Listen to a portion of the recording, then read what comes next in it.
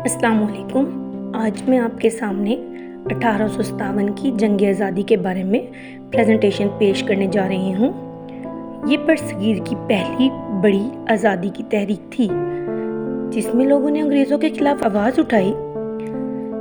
तारुफ 1857 यानी कि 1857 की जंग बरसगीर की पहली बड़ी बगावत थी। ये बगावत अंग्रेज़ों के जुल्म और ज़्यादतियों के खिलाफ की गई थी।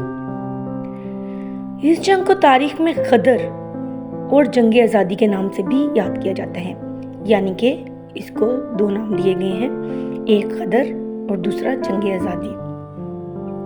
वजूहात यानी कि इस जंग की क्या वजूहात बनी, ऐसी कौन सी वजह थी जिसकी बुनियाद पर यह जंग लड़ी गई। ये सबसे इम्पोर्टेंट पॉइंट है हर किसी जंग के बारे में जानने के लिए कि वो कौन सी वजूहात होती हैं, वो कौन से अवामिल होते हैं जिसके असरअंदाज होने के बाद जंगें शुरू हो जाती हैं। इस जंग की कई अहम वजूहात थी। अंग्रेज़ों ने अवाम पर बहुत जुल्म किए और इनके हकूक़ छीने। इन्होंने मजहबी मामलात में भी मुदाखलत की जिससे लोगों में गुस्सा बढ़ गया। इसके अलावा फौजियों के साथ भी नाइंसाफ़ी की जाती थी जिसकी वजह से बगावत शुरू हुई। और इस जंग की फौरी वजह क्या बनी, चलें देखते हैं। इस जंग की सबसे बड़ी फौरी वजह नई कारतूसें थी। इन कारतूसों के बारे में ये बात बहुत मशहूर हो गई थी कि इन पर गाय और सूर की चर्बी लगी हुई है। चूँकि ये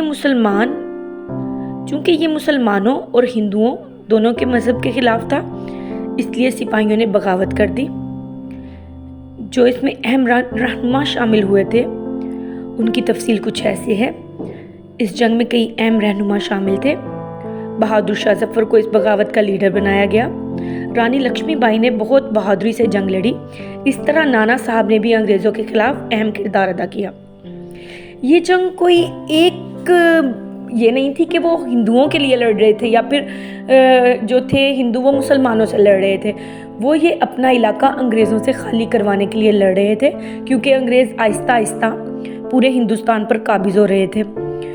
और ये जो जंग थी ये ज़्यादातर हिंदुओं ने मुसलमानों को बहुत ज़्यादा वर्गलाया कि ये जंग की जाए। उन्होंने अपनी सरकारी मुलाजमतें छोड़ दी। अपने आप को अंग्रेज़ी पढ़ने के लिए जो उन्होंने तैयार किया था, यानी कि अंग्रेज़ी मवाद पढ़ने को उन्होंने कुफ्र करार दे दिया। इस तरह के भी इस जंग में मामलात पेश आए हैं। तो ये जंग जो थी ये मिली जुली जो थी साजिश का भी नतीजा लिया जा सकता है कि हिंदुओं ने मुसलमानों को वर्गलाया और जो था अंग्रेज़ों के खिलाफ भड़काया कि अपनी जो हैं वो नौकरियों से भी हाथ धो बैठे। वो अहम वाक़यात इसमें ये थे। ये बगावत 10 मई 1857 को मेरठ से शुरू हुई। कुछ लोग इसे मेरठ बोलते हैं, कुछ मीरठ बोलते हैं। आपको जो ठीक लगे आप वैसे इसको प्रोनाउंस कर लें। इसके बाद बागियों ने दिल्ली पर कब्जा कर लिया। मुल्क के मुख्तलिफ इलाकों में जंग फैल गई और लोग अंग्रेज़ों के खिलाफ उठ खड़े हुए। अंजाम इसका क्या हुआ? आखिरकार अंग्रेज़ों ने इस बगावत को सख्ती से दबा दिया। हज़ारों लोग शहीद हुए और बहुत नुकसान हुआ।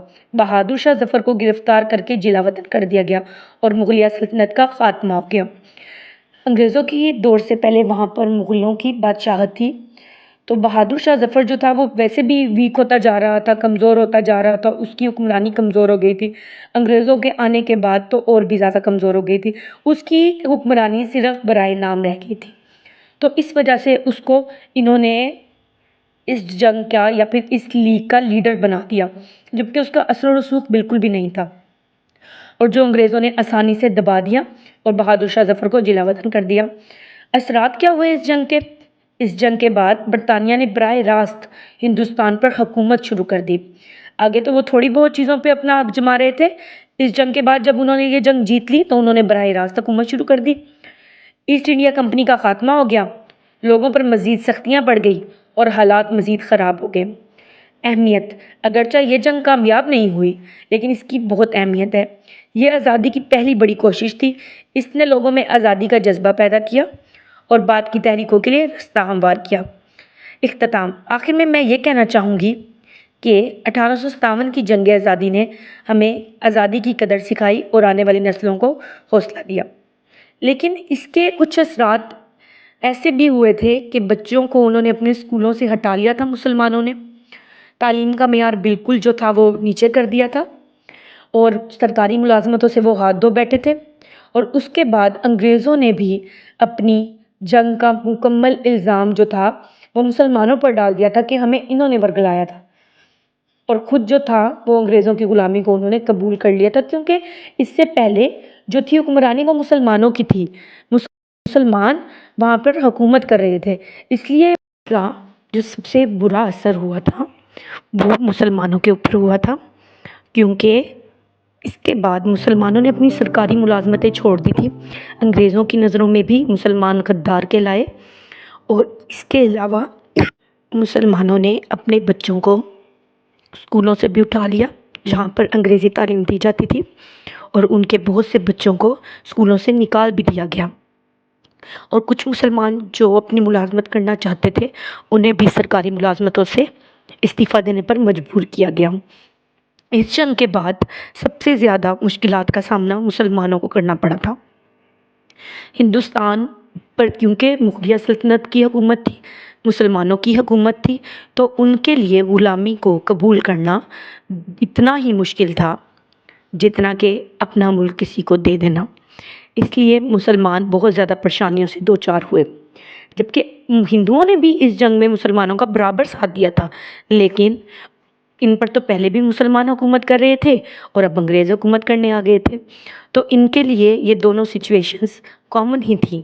تو اس جنگ کے بعد ہندوؤں کے لیڈروں نے بہت زیادہ قصور جو تھا وہ مسلمانوں پر ڈال دیا تھا اس جنگ کا، اور اپنی وفاداریاں انگریزوں کے ساتھ جو تھے وہ شو کروانا شروع کر دی تھی۔ ایسی کوئی مصیبت نہیں تھی جو اس جنگ کے بعد مسلمانوں کے اوپر نہ آئی ہو۔ اس کے بعد ایک ایسا لیڈر ابھرا جس نے مسلمانوں کو تعلیم کی راہ پر گامزن کرنے کی مکمل کوشش کی۔ اگر آپ کو اس لیڈر کے بارے میں جاننا ہے جن کا نام سر سید احمد خان ہے، تو انشاءاللہ اگلی ویڈیو ان کے بارے میں ہوگی، تو چینل کو سبسکرائب کریں، ویڈیو کو لائک کریں اور زیادہ سے زیادہ شیئر کریں۔ شکریہ۔